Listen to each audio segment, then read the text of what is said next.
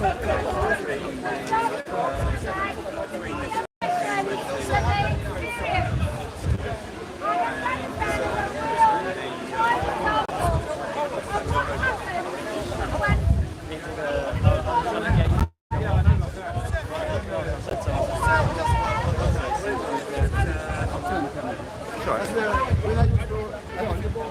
what it was that it's in the book A Globe, a myth that Constantine Diamond, saying that basically the idea was that the flat Earth theory, because Parallax actually would say the Earth is flat, in reaction to theory of evolution.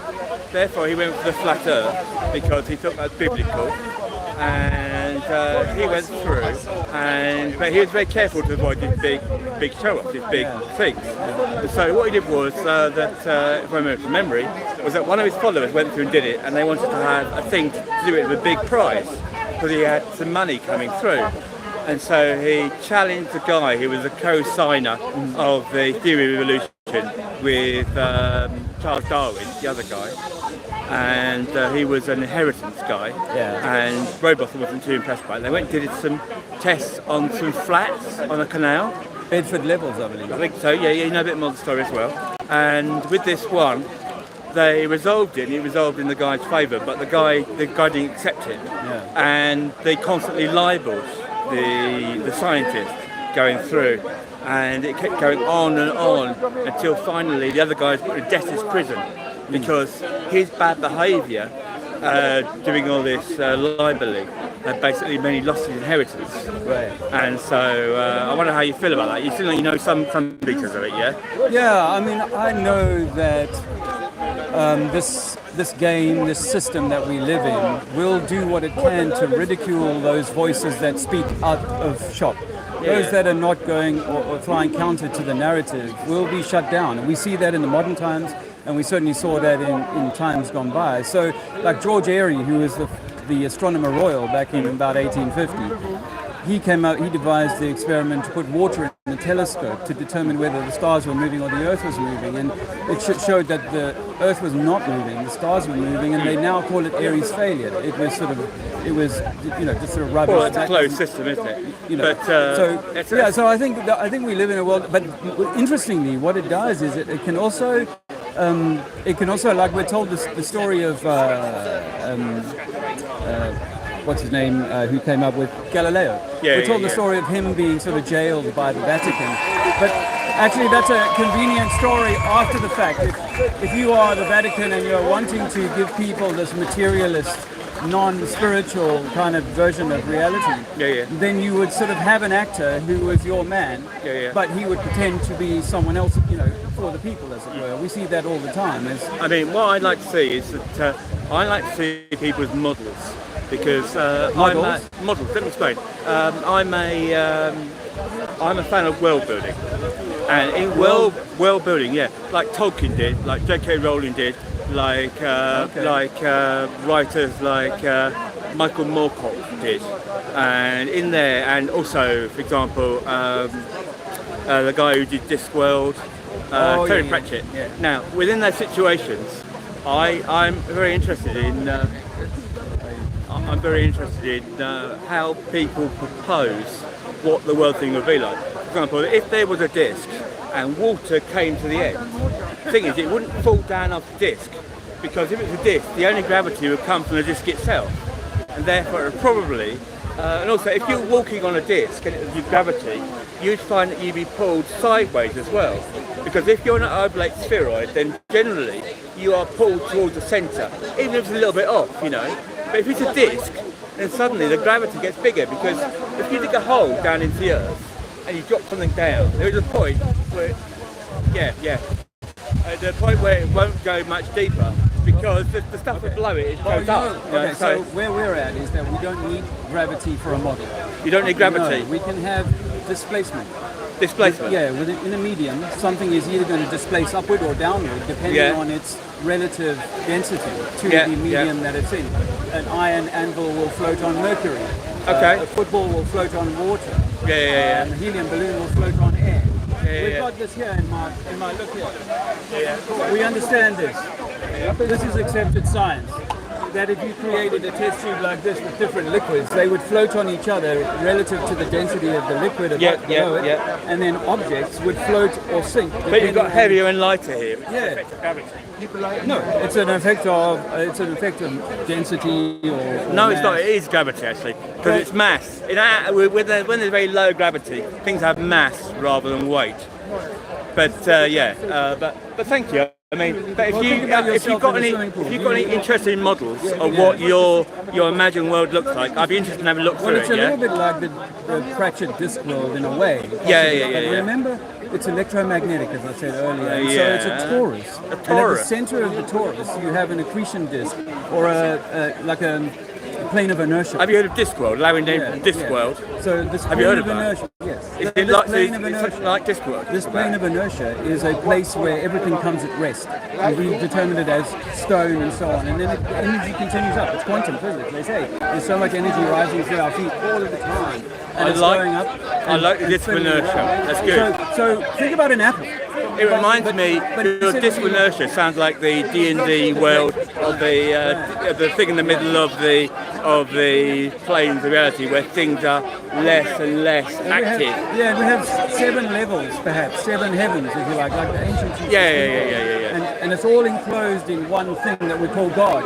Okay. All the stars are within miles of us rather than light years away. The sun and the moon are both the same size. They're polar opposites. One is pH 7, the other one is -7. Thank you. One is, I've got to go Let join me the give people, you but a- thanks for taking me through. Ah, Cheers. Thank all the you. best. Oh, welcome. How are you? Not bad. So, Good. Have you been on this beat long? not here specifically. First time or? I'm in the job for a year and a half, but never been here before, Okay. so bit of a difference. You got roped into Speaker's Corners. Interesting day. I guess it can go all sorts of ways, so Yeah. be an interesting experience. Hopefully it's just peaceful. Well, that's what we all hope for, right? We'd love to live in a peaceful world in which everybody treated each other with respect Oh yeah, 100%. and love. Unfortunately, we're a little bit messed up as a collective. All our beliefs. We've got our beliefs in the way of love and connection. A bit of peace. That's what we need today. You see my banner? This is a big one. Hard to get your head around. But I've taken a cutout of North America. All the mountains are shown there. You start at sea level and end at sea level. And say across the pond to go from America to England. Weather balloon at 120,000 feet. People say I see the curvature of the beach. But if I can go up in a plane and see a flat sea ahead of me and air, one of these weather balloons get up to that high. So this is reality. But the water would fall out here. We know that, except for this thing called gravity, which we were all told when we were 7, 8 years old. Gravity, this invisible force, takes care of everything. You fly underneath Australia and not feel like you're upside down. Planes upside down from Europe. Gravity's not a thing. Gravity's not a thing. Everything is displacement. Heavier things in the medium will go down until they reach their buoyancy point and float there. It's like we've got a cherry tomato halfway down there. So we live in a dome then. A dome is above the It earth. must be enclosed. It must be enclosed because thermodynamics demands enclosure. You think it's flat? I think that the sea is flat between America and here. It's a sea level. Do you know that there's only 9 inches in sea level difference between the Atlantic and the Pacific Ocean? That's USGS. The government survey will tell you that. You can go and look online. 9 inches across 3,000 miles. It's flat. The sea level on every side of it, any mountain above in the world is given a height above sea level. It's called mean sea level, which is the average sea level. Tidal variations are taken out, and we have a mean sea level. So if your mountain is 3,000 above sea level, it's the same as Everest, which is 8,000 above sea level. If we were going underneath a ball, something in your body would tell you you're now going underneath. Something on the gyroscope in the plane would tell you you're now going underneath something. But that doesn't happen. And if the Earth was spinning at 1,000 miles an hour, like they say, your flight to America and back would be very different depending on whether you were going with the spin or against the spin. As There's all sorts of things that we're not told to think about. But your bath, before you get in it, is level. So is the Olympic swimming pool. So is the Suez Canal or the Panama Canal. They have locks to take people down and up, but otherwise every body of water, the Great Lakes, go level. And they have no tides. When they tell us the moon is pulling on the water to create tides. And yet these massive, like little oceans, called the lakes, have no tide at all. Mediterranean Sea, no tide at all. Where's the moon pulling on that? And by the way, we're at the new moon now, and when it comes to new moon, we can't see a silhouette of the moon going near the sun. We don't see the moon. Science has never recorded the moon for about 36 hours around the new moon. It's invisible to all observation, yet we can see stars millions of light years away. And tell us, oh, there's exoplanets there's things there that can do this and that. No, they can't. Your telescope is only seeing tens of miles. It's not seeing millions of miles or thousands and thousands of miles to the moon. Take your telescope and put it at a ground-based object and you'll find that 5 miles away, 10 miles away, you're struggling to resolve what you're looking at. And yet the moon is 250,000 miles away. They're zooming in, they're telling you that the president in 1968 phoned the moon up. I go out to the city and I can't get a signal on my phone today, but with an old school phone, he called the moon. And then when the lunar lander left the moon surface, a cameraman panned up to follow him away from the moon, and somehow Bluetoothed that back to the command module. They didn't have that in 1968. Are you convinced? I have a question. They went to the moon. Convinced? They went to the I moon have a question. and never took a photo of the Earth until the final mission. I have a question. What do you think is the agenda of the world Weirdest of places, bro. behind I'm not saying moving anything. Earth is a floor?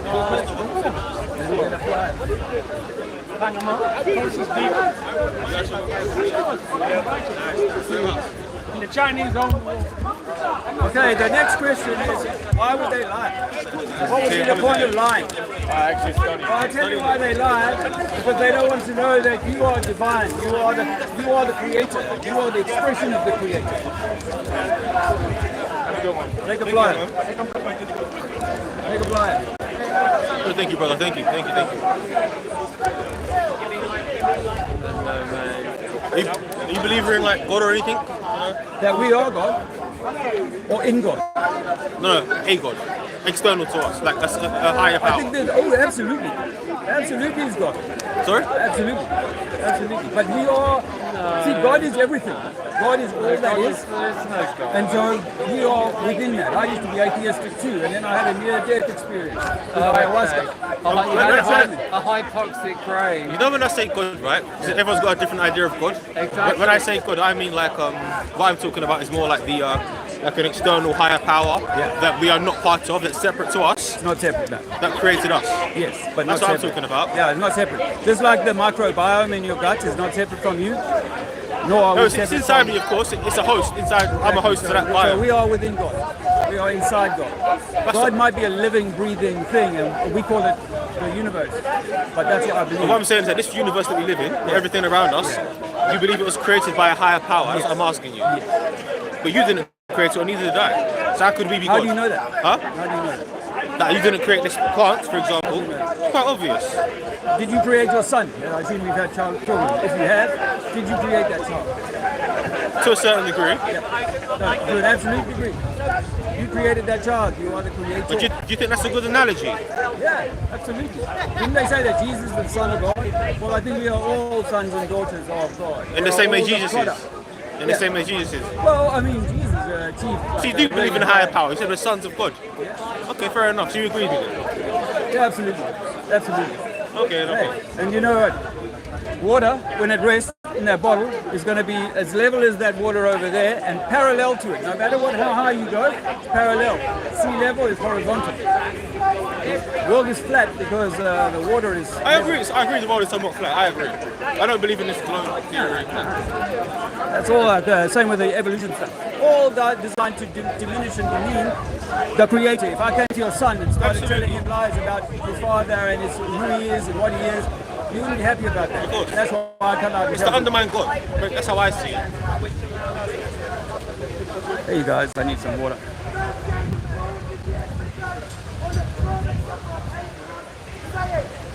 And I need to get back to your How you doing? What would happen from the powers that be finally admitted that the Earth is flat? Stampede. A stampede, yeah. I mean, there would be this question about is there more land? And therefore people would be like vexed to try and establish that. Because while we're on the globe, we know there's nowhere else we can go. But if the Earth is flat, the potential that there are other lands, as Admiral Byrd said, well, then people are going to want to explore that. They're not only going to do that, they're going to lose complete faith in all elements of the establishment. I can just imagine Richard Dawkins sitting there eating humble pie. Yeah, I would love to see What- that. or- I mean, he I was don't a know hero. I don't know whether he's a flat believer or not. No, he would certainly. I mean, because evolution is part of the globe process. You know, the Big Bang and so on, coming from monkeys. It's all part of that same. They're all part of that same club. Whether they are just useful idiots or whether they really know, there's something to debate.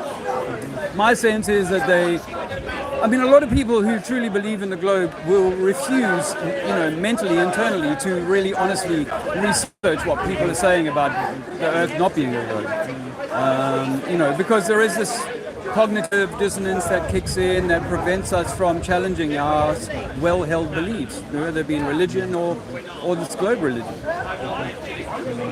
Can I give you a flyer? I've got why the lie? Why would they lie? I just want to say in this time of pollination, allergies, please be careful.